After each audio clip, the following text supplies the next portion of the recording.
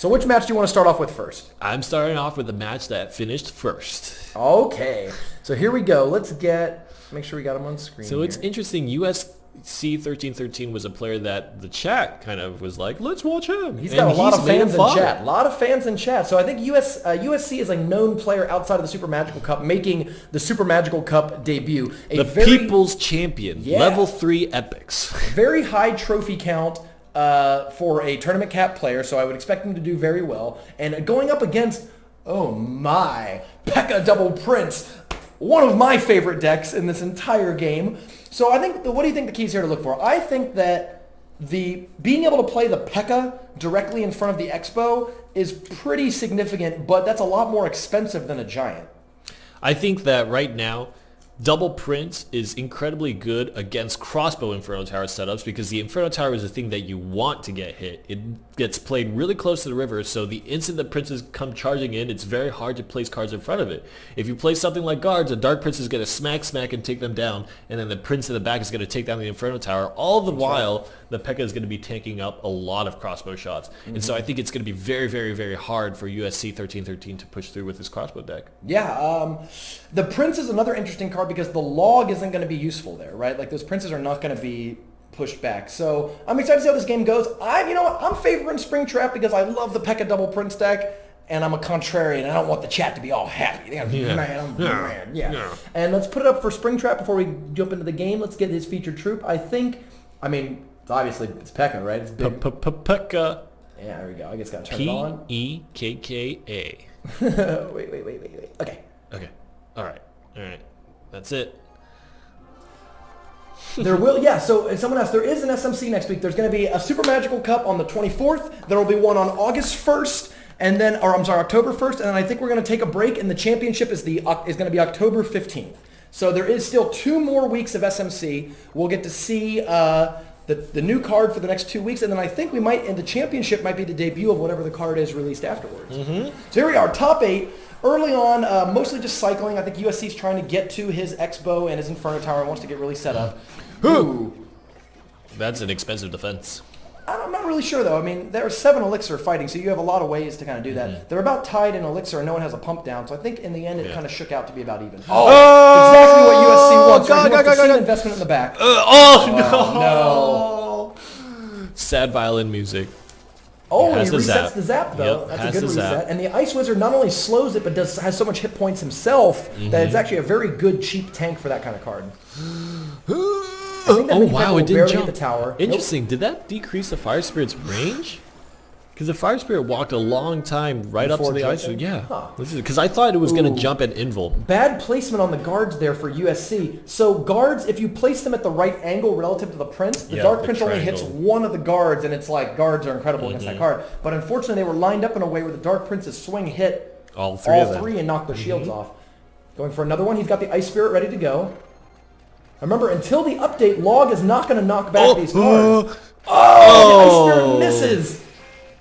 Well, he actually opts to play the mini P.E.K.K.A. I think after the Prince hit, just to make sure. Just sort of up. It was like, you know what, it's going to go down. Yeah. And even though that mini P.E.K.K.A. is not going to connect, the Log takes out the Princess and gets a little bit more damage there. Fine. Yeah, you can take that. And he's still got lightning in the pocket. We've got lightning in a bottle. Springtrap 2015. McHugh, the championship is going to be top 16, we believe. Top 16. We'll definitely confirm it next week. We'd like to confirm by the end of the stream. We're talking to people right now. You want to be. You're going to want to be there too. It's going to be the biggest thing Super Magical Cup's ever done. Oh no. Play the guards. The guards do get in there, and the Expo is still shooting. Nothing's hitting it. Even the splash damage of wow, P.E.K.K.A. is so tanky. Surprise. We cycled. There's another one. Oh wow, but actually, if there's a zap ready for that Inferno Tower, which there is, it's the Ice Spirit. Oh, the Ice Wizard. I'm sorry. Okay, never mind. I was gonna say if he could zap that Inferno Tower and take it down, that half health Prince could get a charge going and do a significant amount of damage. Yes. All right, here we go. We have a P.E.K.K.A. with a Dark Prince behind it, the Ice Wizard behind that. Relatively weak weak defense so far for USC, but he does get back to his Ooh, Inferno Tower. uncomfortable situation. This is what we're talking about. Minions are great against Inferno Tower. That's exactly where you want to play him to, right in the middle there. Oh, and the charged Prince and one P.E.K.K.A. swing is enough to take it down. Oh, you're running out of elixir. Oh my god, play the guards. Oh, the guards come down too late. The Prince is already locked onto the tower. The Prince doesn't get knocked back yet. After the update there, that log play would have worked. Oh my god, the splash though. Look at the splash. Leaks so much damage onto the tower. Oh wow. god. And at this point, when your tower's at 400 or less health, every little bit of Ice Wizard damage matters. And I think Springtrap has this game in the bank. They're in overtime. A lot of health left on Springtrap's towers. All he has to do is just survive and cycle back to poison for the win. Wow. Well, that's game one. Game one. So here's the thing to remember, guys. If this is your first Super Magical Cup tuning in, the every player has to register 2 decks. Oops. Oh, where'd you go? Yeah. Every player has to register 2 decks, and when you play a best 2 out of 3. The winning deck gets eliminated, so you have to win with both of your 2 decks. Now, even though Springtrap won game 1, that means that Springtrap can no longer play his P.E.K.K.A. Double Prince deck in game 2. And what an interesting second deck that Springtrap opts to bring. He has duplicated Minions, Ice Spirit, Zap, and P.E.K.K.A. So he's playing 2 P.E.K.K.A. decks here in the top 8. USC opts to stick with the Expo Lightning deck. What's going on here? So Expo Lightning against this P.E.K.K.A. deck, again, I think USC faces similar problems in which he has this P.E.K.K.A. tanking for him, he has guards to tank for him, and I think it's just very hard to set up a crossbow, especially when there's so many big bodies. The fact that there's no princess means that you can't quite be as aggressive, but I think 3 Musketeers with their range are really good at destroying buildings, so I'm not sure. We'll have to see. Lightning is a great card to use, and we saw USC not use Lightning a single time in the last match. So I think USC might have more success with Lightning when the 3 Musketeers are dropped, and it's very hard to get them for the 3 Musketeers to split up fast enough that the Lightning won't hit all 3 of them. So we'll see. All right, let's take a look. Put the screen blocker up. Yeah. All right, 1-0. Springtrap is up 1. That's right. So if Springtrap wins this game, the match is over. If USC wins the game, we go to a game 3 where both players have to play the alternate deck. Springtrap will still be on the P.E.K.K.A. deck, and USC, I forget what USC's other deck is. I can't remember if we saw it earlier, if we've only seen this Expo deck so far. But we've watched a couple USC games today. Yeah, absolutely. And how appropriate on College Football Day. I believe USC is actually playing. Oh, wow. Would you look at that? Fire Spirits just won. Yes. Oh, my God. USC. It's just so satisfying watching that crossbow tick, tick, tick away. Ooh, Zap at the defense. Nope, back at it. Wow. Oh, and I think that tower might actually... That's a pretty good opening for... I mean, that's exactly the sort of opening that USC wants. Because at this point, once it gets low, he'd actually... Oh, no, this is going to come off and shoot those 2 things. It might even go back to the tower. Oh wow. So 3 times, At this point, USC never needs to cast another Expo again. He can just lightning. He could probably lightning the rest of that collector if he really wanted to, just because, right? Yeah.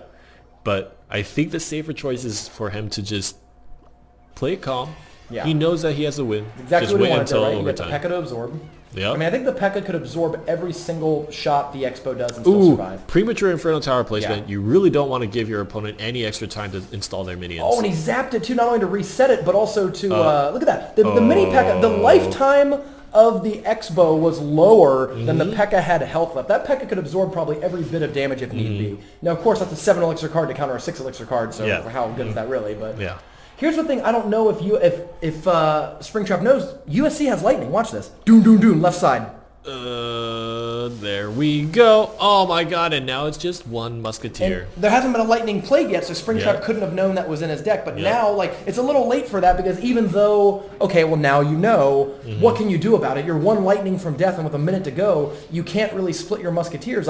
He can split his Musketeers behind his King Tower, but he's going to have to put 2 on the right and 1 on the left. And I think this is probably the best choice. P.E.K.K.A., and then you have to try to get away with 3 Musketeers at the river and hope that they walk away fast enough. Or run, Musketeers! Ah! Oh, no!